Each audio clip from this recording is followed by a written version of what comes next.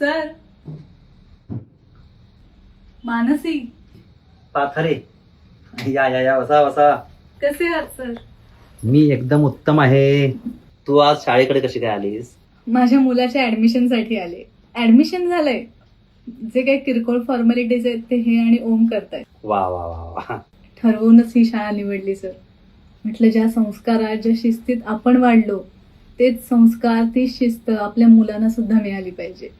खरंय तुझं.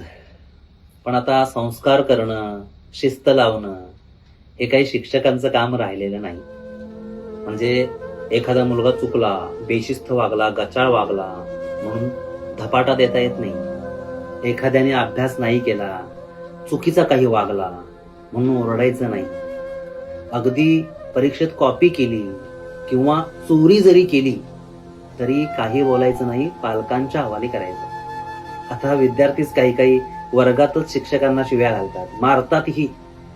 पण आम्ही तक्रार करायची फक्त, त्यांना काही करायचं नाही.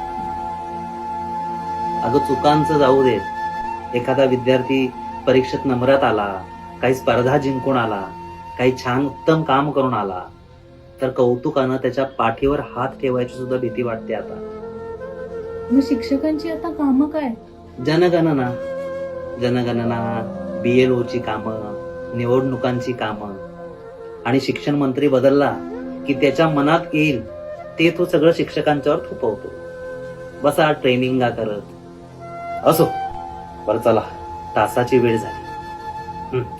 विद्यार्थ्यांना नाही पण शिक्षकांना शिस्त असायला हवी. सुसंगती सदा घडो, सुजन वाक्य कानी पडो, कलंक मतीचा झडो.